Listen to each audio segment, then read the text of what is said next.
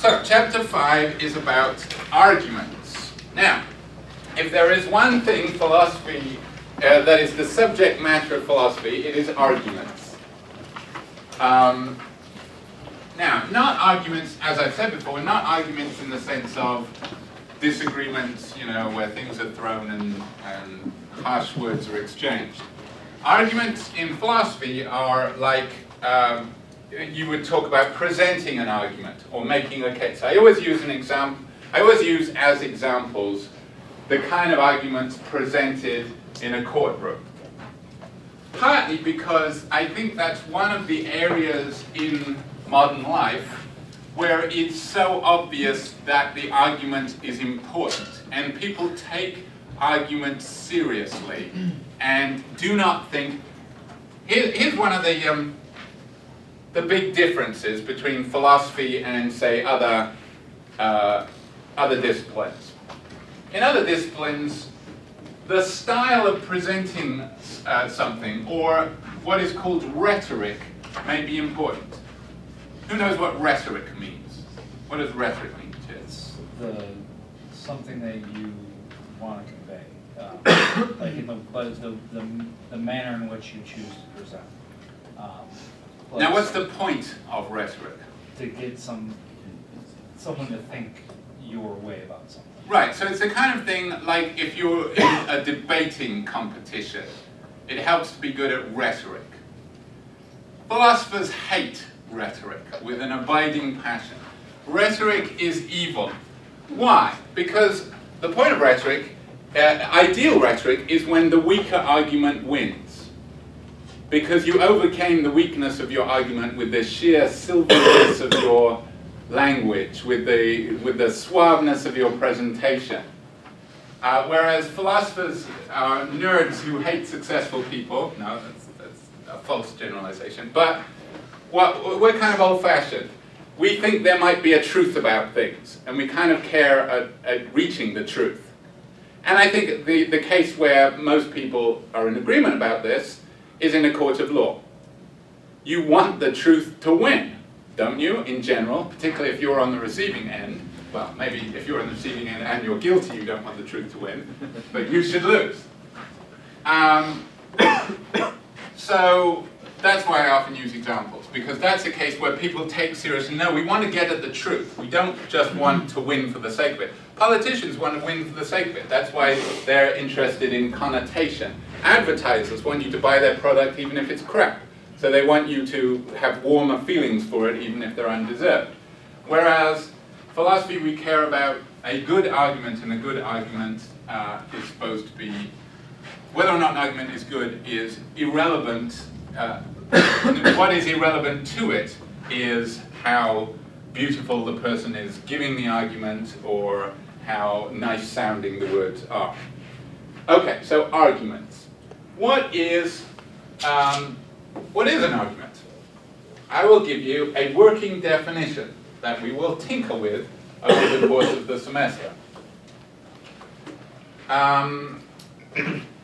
But a good starting point. An argument, in the sense that we're interested in, is a conclusion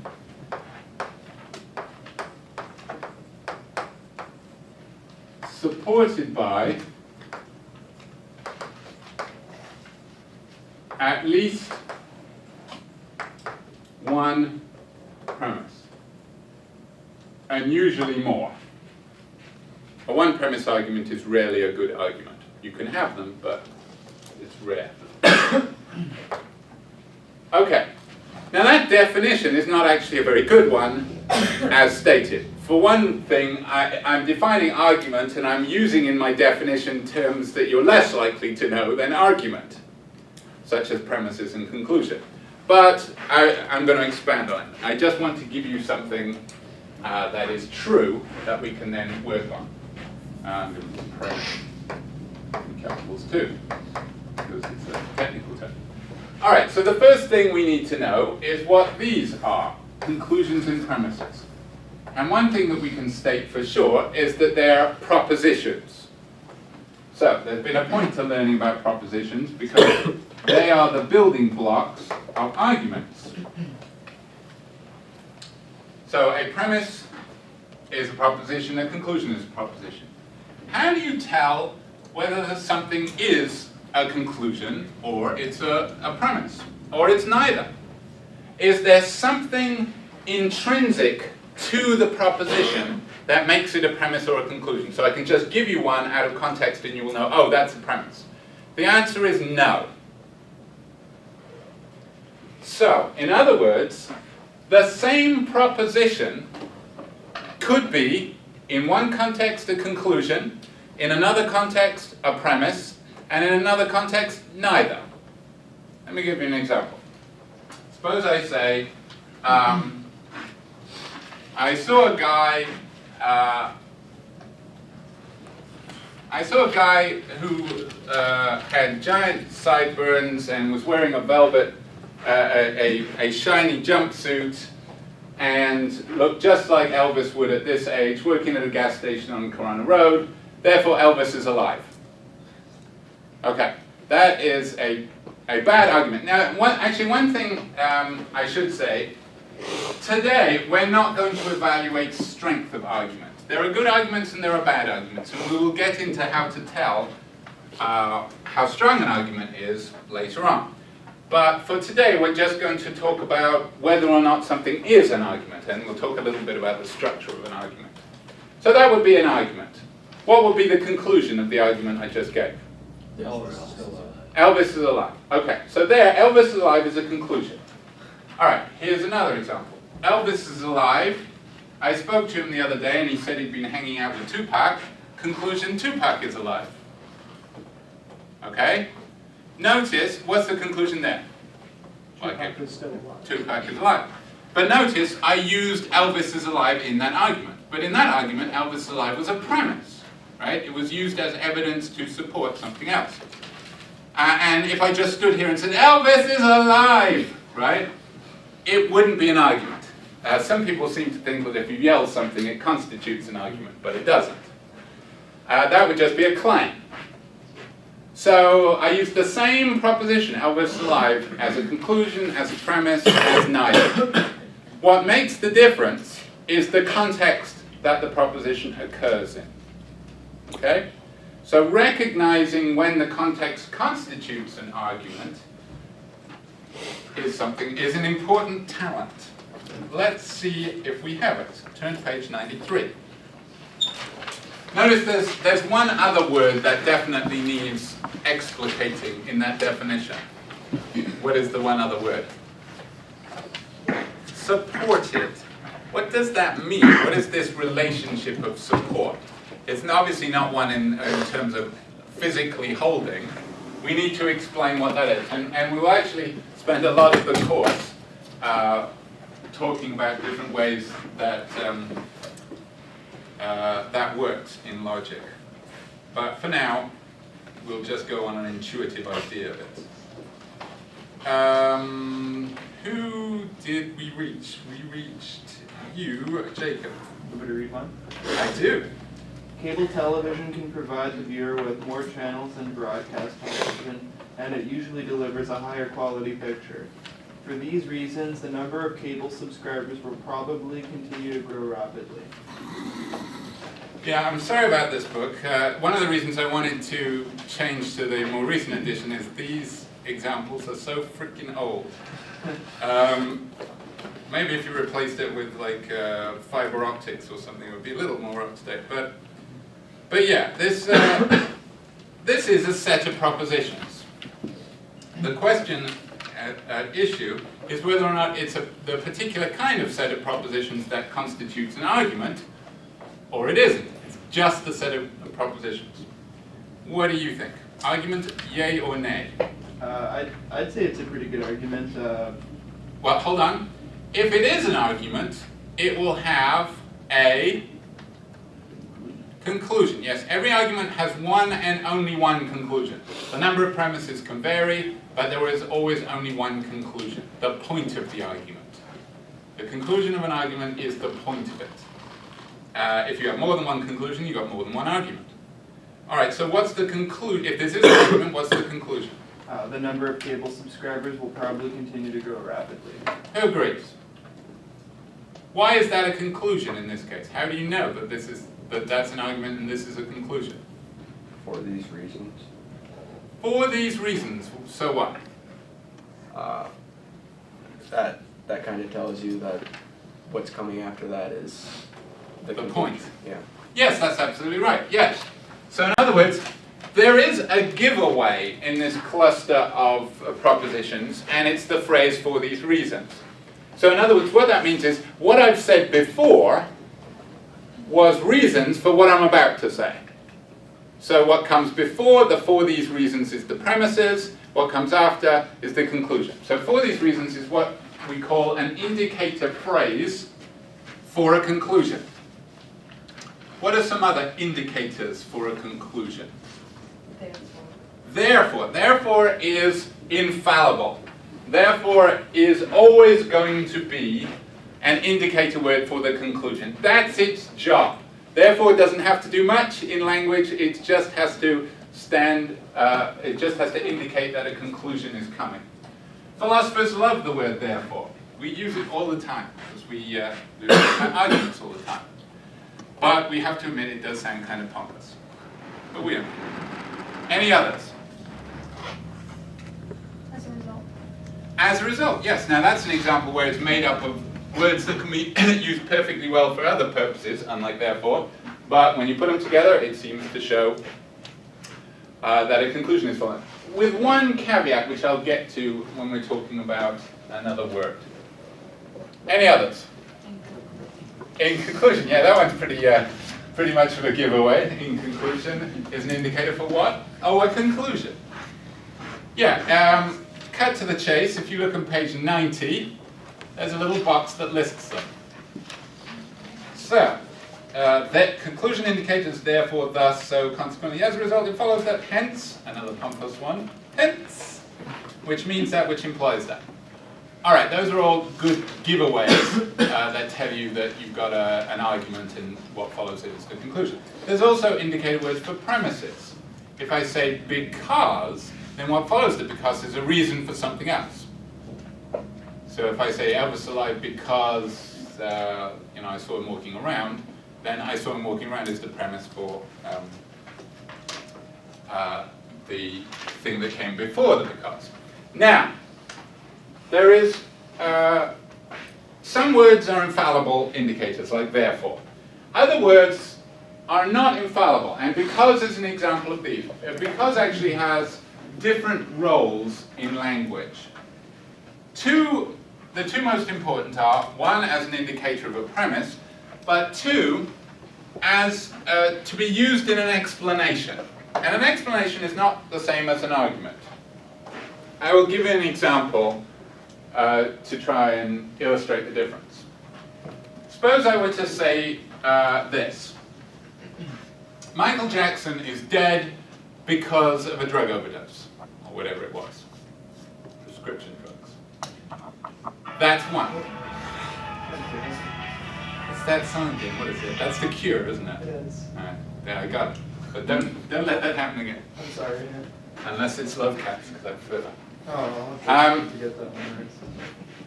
So, Michael Jackson is dead because of a heart attack. Michael Jackson is dead because he hasn't breathed in 3 years. Now, those are two different examples. One of them is an explanation, and the other one is an argument. Which is which? Michael Jackson's What's that? Michael Jackson's dead would be what he's trying to prove. Well, it would be in the argument, but there would be no conclusion in the explanation. Well, all right, to help you answer the question, let's talk about the purpose of an argument. Why do they have arguments in courtrooms? To prove something. Why do you need to prove something? I mean, for example, if you were to ask me what the time was and I were to tell you, you wouldn't say prove it. So why do you need, I hope not, very distrustful Why do you need to do it in a courtroom? Some type of reasonable doubt. He said scornfully. You won't be scornful of that if you're on the wrong end of it. Yeah, well, why do both sides need to prove it? To prove their side. Because there's a disagreement, right? Because in other words, so you give an argument, the conclusion of arguments, there's a point to proving it because the conclusion is in question or controversial. That's when you give arguments, when the conclusion is something surprising. You know, like we don't have to give arguments proving that the earth is round anymore. You know, that's pretty much accepted. But things like, you know, we have arguments about whether or not abortion should be legal, whether or not cloning should be legal, about controversial matters. That's when arguments are important. So, remember, the point of an argument, whatever you're trying to do with an argument is prove that the conclusion is true where there might be some doubt about it. So with that in mind, think of my two examples. Michael Jackson is dead because of a heart attack, or whatever it was, and Michael Jackson is dead because he hasn't breathed in 3 years. Which of them is the argument? The second one. Because the second one attempts to prove that Michael Jackson is dead. What does the first one try to do? Explain why he's dead. Explain why. So in other words, we all agree that he's dead. Now we want some further information. How did it happen? So in that case, the Michael Jackson is dead is not controversial. We want further information about it. So it's only in the second case that it works like an argument, that it is demanded that you prove that it is true that Michael Jackson is dead. And then the fact that he hasn't breathed in 3 years is pretty relevant, unless he's a very heavy sleeper. Okay. In which case, it's sad that they buried him. He's trying to moonwalk his way out as we speak. Okay, so you can tell that the word because occurred in both of them, but in one case it wasn't an indicator word for a premise. Usually it is, but just so you know. And like as can be used as an indicator word for a premise, but it can also be used, you know, he was as big as a house, right? There the word as is not being used as an indicator word for a premise. But whereas if you see the word therefore, you're home and dry. That's an argument, and what follows it is the conclusion. All right, let's do another one of these fascinating examples. Number 2, we did Jacob. Cat. The first cable company served remote rural communities. These communities were too far from any broadcast stations to receive a clear signal over the air. Tall towers, usually located on hills, picked up the signals and distributed them to individual homes. See, I did not know that. I always associate cable with cities, but remote rural, it's fascinating stuff. I'm sure you'll agree. Is it an argument? No. Why do you say that? It's not really arguing any facts, and it doesn't really have a conclusion. It's just kind of stating something. It's just a bunch of facts. They're not related in the right way. So the structure is what makes it an argument. If some of the propositions are intended to support the one of the others, then it's an argument. That doesn't happen here. So you're right, that's not an argument. Number 3, Karen. Since cable companies are now serving the suburbs and cities, they pose a competitive challenge to broadcast television. I'd say it's an argument because it has a premise and conclusion. What is the conclusion? That they pose a competitive challenge to broadcast television. Yes. Now, later on, what I'm going to have you do, like next class, is I'm going to give you passages like this. And I'm going to ask you, first of all, to list all of the propositions, number them, and then diagram them. And we'll learn about diagramming. You better not be cracking your knuckles back there. You'll learn about diagramming in the latter half of this class. When we do that, I want you, when you list each of the propositions, to list them as if they were standalone sentences. So remember, the trouble with a relative clause is it includes words like this, whose meaning depends on the context. So if I just gave you this by itself, you wouldn't know what the who refers to. And that can actually sometimes happen with propositions that you're given. So for example, you said, they pose a competitive challenge. If you were just listing the conclusion, what should you say instead of that? Cable companies. Right. So it's just something I'm going to demand that you do, so it's good to get used to it. Jet. So that one was an argument, you're right. Number 4, Jeff.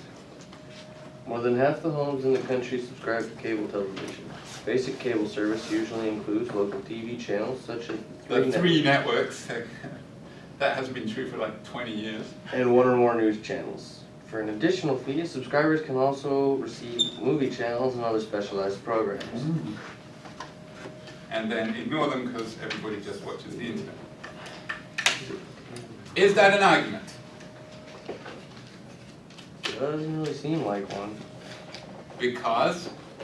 I just feel like it's like you're looking at like a little guide, like a brochure or something to like switch to it. Right, so it's not making a single particular point. Yeah, I am bored of this already, but you get the basic idea. These examples are so tedious, it's impossible to stay on them for long. But you get the difference. Sometimes you have an argument, sometimes you don't. Basically, from now on, we will be looking at examples of arguments. So we will kind of assume that we've got an argument. But you need to be able to tell if you're presented with a passage whether or not it's an argument. Yes? So if it's not an argument, we don't call the propositions Premises or conclusions. They're still propositions because they can be either true or false, but they're not premises or conclusions. If you don't have an argument, you don't have premises and a conclusion. So an argument is composed of premises and conclusions, but it sort of works the other way as well. If you don't have an argument, then you don't have premises. What is a premise? Something that works in an argument to support the conclusion. So no argument, no premises, and vice versa. Okay? All right.